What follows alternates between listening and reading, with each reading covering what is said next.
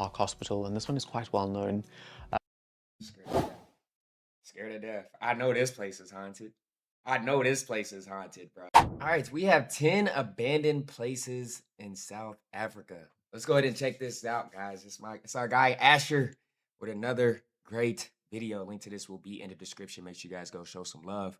Check this out, man. Look at some hidden places in South Africa that you might not Please have ignore known the plaster. exist. Asher, bro, what happened to your forehead, my guy? I'm not ignoring it, bro. I see it. It's right there. What happened? Who clonked you in the head, my guy? If you've ever been to any of these places, let me know in the comments. I'd love to hear your experiences. I find abandoned places and secret places to be pretty fascinating, interesting, and I hope you do too. Let's get to it. Our first place is the Johannesburg Sun Hotel, which is located in the central business district of Johannesburg on the corner of Jeppe and Small Street. Let's quickly look at the history of this place. The rear tower, which is 22 stories, was originally built in 1970 as the Tolman Towers Hotel. In the early 1980s, Southern Sun Hotels, owned by Sol Kerzner, bought the property and added a new 40-story main tower. He linked the two of these towers by a 4-story podium at the bottom that included a pool deck and even a running track, which is pretty cool. It reopened in 1985 as the Johannesburg Sun and Towers with 672 rooms. The hotel closed down in September of 1998 as demand dropped, probably because of crime and Joburg getting all dilapidated, and it was converted to a Holiday Inn garden court. But only 270 rooms were used for this. A brief revival happened in 2002 for the Earth Summit under the name of Kwadukuza Igoli Hotel, but that also failed.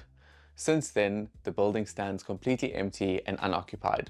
This building is not open to the public, it's like locked up, it's in a derelict state, and it's crazy because it forms a massive part of Johannesburg's skyline, like it's very visible, but it's completely abandoned, like a lot of Joburg buildings. Entering this building is illegal, and I wouldn't recommend trying it. Our second location is the Macassar Beach Pavilion, which is located in the Macassar area or on the False Bay coast in the Western Cape. It's located within the Macassar Dunes Reserve. This coastal pavilion was built around 1991, so it's actually not that old. And it was built as a recreational facility. It had water slides, pools, picnic areas, food stalls, and it was there to serve local families and visitors of the area. It was named the Pavilion and Water Park, and it was part of a public effort to provide sea and coastal leisure amenities. Unfortunately, over time it got dilapidated and it's currently abandoned. Over many years, shifting sand dunes and harsh coastal conditions have intruded into the site. Well, it's like there's sand in the pool and slides and dilapidated buildings, and there was vandalism, and eventually in 2020 the structure was completely demolished by the city of Cape Town due to being unsafe, financially unattainable, and also because it got overtaken by dunes, and I guess then it could be taken back to its natural coastal habitat. If you go there today, there are still a few ruins and remnants like pillars and bricks, but otherwise it's completely gone. Our third secret spot is the Freda Quarry, or as it's also known as the Murray and Stewart Quarry or Tin Mine, which is located in the suburb of Freda in Cape Town, just below Table Mountain, and it's on the lower slopes of Devil's Peak, reached by Kelmsford Road and other paths around the area. And its history is interesting. Mining for tin and cassiterite started at this mine in around 1911. There was a shaft of 180 feet deep, which was developed in the area, and this mine employed a lot of people at the time. They also had ore washing troughs and all sorts of mining machinery type things. This mine only produced a small amount of concentrate, about 4 tons, before operations ceased. I think mostly because of cheaper tin elsewhere, as well as other difficulties such as World War I, which seems to have disrupted a lot of things. It's currently abandoned. The quarry and associated mine infrastructure, such as the ore washing platforms, adits and shafts, remain there in ruin, which is interesting. There's a lot of vegetation that's grown over, the beams are all rusty, but some of the tunnels and shafts still exist. The quarry now serves kind of as a recreational place for rock climbing, hiking, nice photo shoots, film venues, but some of the parts are unsafe, so obviously hazards are there because it was a mine at some point. So that one's pretty interesting, and it's a very cool site, and I think it looks very like post-apocalyptic. If I was doing stuff, I would film there because it could be cool to make some sort of Walking Dead or, I don't know, The Last of Us type thing in that location. Number 4, Eureka City, which is located in Mpumalanga, which and it's about 7 kilometers from Barberton in the northern section of the Mountainlands Nature Reserve. This town was founded in 1885 after gold was discovered on the Sheba Reef. Within a few years, the town had shops, hotels, bakery, chemists, a racecourse even, music halls, and all these different amenities to serve the miners. At its height, in around 1886 to 1887, it had about 700 people, so it was a small town. The gold rush in the area declined as mining elsewhere, especially in Witwatersrand, Joburg area, drew people away. Its current status is that it is a ghost town, which I love ghost towns, they're so fun to go through. And there's only ruins that remain. There is notably the Victoria Hotel, the Sheba School ruin, and some foundations of various other buildings around. There are no permanent inhabitants in this area. If you wanted to go there, it is located within a nature reserve, so you need a permit, and access is via some tough roads, so you need a nice, good 4x4 to get there. And it's also best visited during dry weather because the roads can get muddy. Number 5 is Leydsdorp, which is located in Limpopo, sort of close to the Tzaneen area. Its history is also a gold rush town established in the 1890s on the Salati gold fields. It flourished briefly with mining, shops, hotel, again like the previous town, but as gold was found elsewhere, the whole town has done been deserted. Look at that. Oh, and mining proved less profitable, the town then declined. Also, there was disease and logistical difficulties that contributed to the demise of this town. It's largely a ghost town at the moment. There's one or two, few semi-permanent residents that kind of are in the area, but most of the buildings are in ruins, such as the old hotel, the old church, there's even a cemetery. So if you're interested in the ghost vibes, you can visit there. So that's Leydsdorp, and if you want to go, let me know how it is. Our sixth secret area, and this is also another ghost town, is called Spookdorp, which is kind of scary, or it's also known as Plaatjieskraal. This is located in the Western Cape, about 10 kilometers southeast of Pearly Beach, near Wolvengat in the Overberg region. This town was built in the 1980s by the district municipality to house displaced people, particularly from the nearby towns of Elim and Bredasdorp. About 23 houses were constructed in a remote location on the coast. This settlement was then abandoned in around 2010. I think over time, the houses were overtaken by sand dunes that started encroaching, and as well as thick vegetation. Right now, some of the structures are actually partially or even completely buried by sand. The surrounding land is part of a Renosterveld conservation area, and it's now managed for its ecological importance. The access to this town is also very remote. There's no signage, there's no maintained roads, and a 4x4 vehicle is definitely recommended. Our 7th abandoned or secret location, and this one's not as secret because a lot of people do know about it, but this is the Groote Schuur Zoo. It's also called UCT Zoo or Rhodes Zoo, and it's located on the slopes of Devil's Peak next to UCT, University of Cape Town, like the upper campus. And this zoo was originally the private zoo of Cecil John Rhodes in the late 1800s. It was expanded and then opened to the public in 1931. Heck, oh, come on, hold on, wait a minute, y'all. I know y'all seen how low those, hold on. Cecil John Rhodes in the late 1800s. It was scared to death of this zoo, bruh. Scared to death of this zoo. Hold on.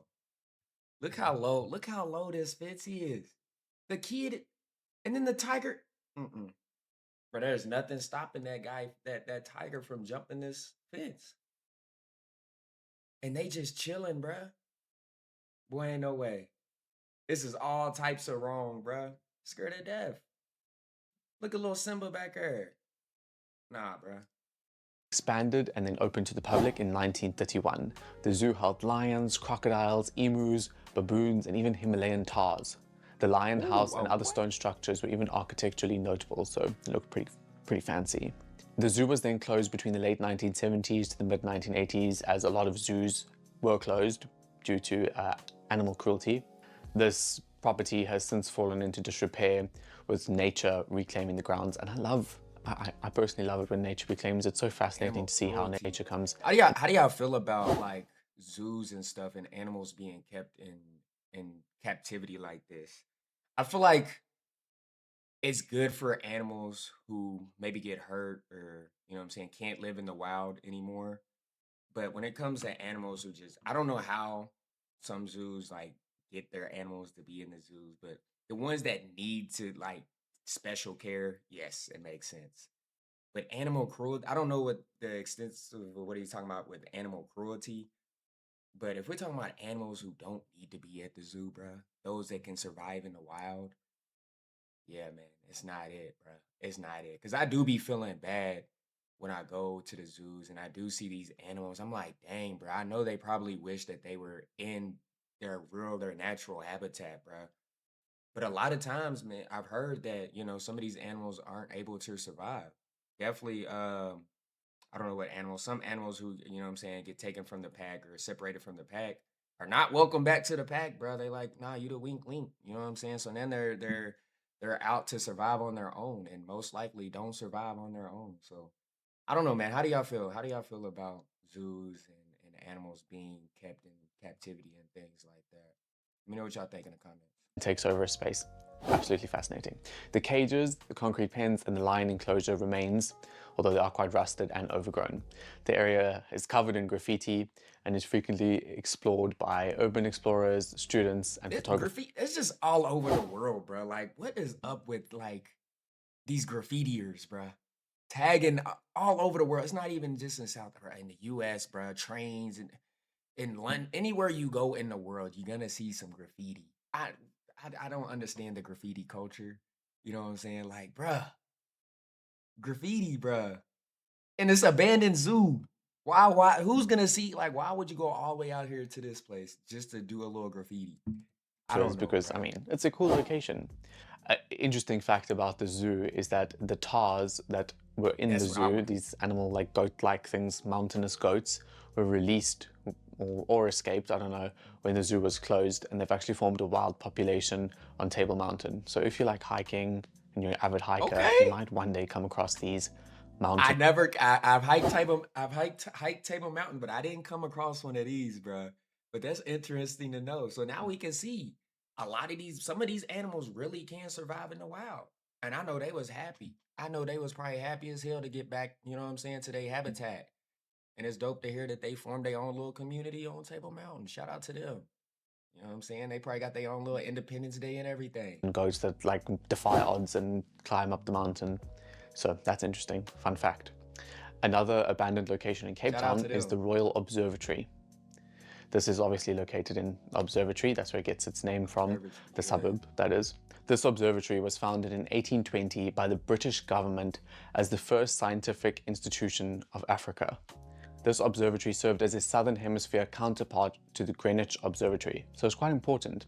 Key discoveries and astronomical catalogues were compiled here over the 19th and 20th century, so it's quite an important historical location. Well, at the moment, some of the parts of the site remain active. There is like an admin office, and they do some public outreach events and some open nights. But many of the older structures, including some of the domes, libraries, and residences, are abandoned and deteriorating.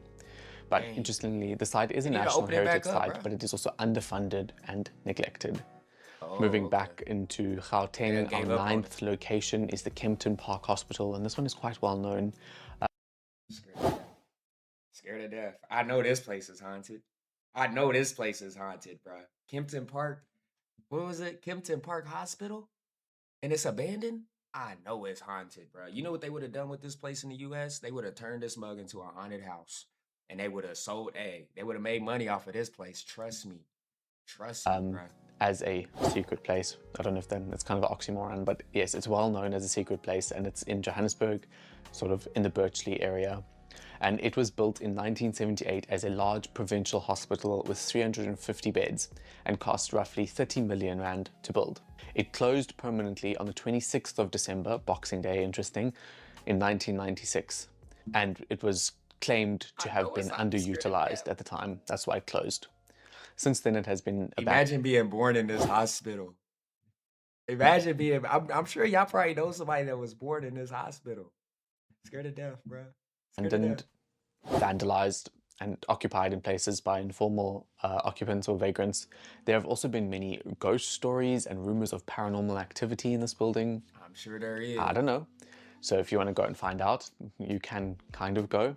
But the building is kind of dangerous and has been decaying over time. There is sometimes security there, but vandalism in that area is common. I've heard of a lot of people that have gone there to do photo shoots and things, so I think Photo it shoot. sometimes is accessible. I don't really know. It's not officially open to the public, and visits there would be very much informal. Now, 10th place, last place, is Yeah, I'm called skipping that photo Millwood, or Millwood Mining Village, and it's another abandoned ghost town.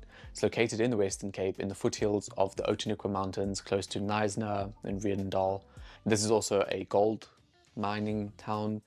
Gold was discovered here in 1876 by prospectors James Hooper and others. And this gold was found as gravel in a creek off the Karatara River. The town Millwood grew up around these mining operations. Obviously people love gold, so they built a town. The mining activity there was small scale because it was a very difficult terrain. So it was made finding gold and finding the gold veins very hard to follow. Because of this difficulty, profitability of this town dropped off, and by 1890 it was pretty much abandoned, as richer and more accessible gold fields were more attractive for people looking for gold, so they kind of just dipped and left the place. Currently, as it stands now, it is also a ghost town. There are some remains of the buildings and mining infrastructure that exist there, and it's kind of a site of historical interest more than anything else, so it's cool town. Because it's in a somewhat remote mountainous area, accessing this town would be relatively challenging. Gravel roads, etc., and you probably would need a good 4x4. So it's best to go with somebody who knows the area, but it also could be a fun place to explore. So these are my 10 abandoned or hidden locations. Let me know your thoughts on these. When I'm rich and I have a lot of money, which hopefully happens, I will take my nice 76 Land Cruiser. I'll take a drive. Hey, Ash, invite me, bruh. As long as we not going to this hospital, I'm rolling with you, bruh. But I'm not going to this hospital, fam. I'm not going to that Explore all of hospital. these places, and I'll video them and show you so that you can see the places. If you'd like to be a part of making that happen, actually, please would you consider buying me a coffee at the link in the bio? That would help. And Go buy Ash a coffee, y'all. Go buy Ash a coffee. Look, man, comment down below y'all thoughts. Link to this vid will be in the description, man. So make sure y'all go sub up and show some love to Ash, man. But comment what was the most scariest to y'all, bro? I'm definitely not going to that hospital. That's the one for me. Is that hospital? I'm not going there.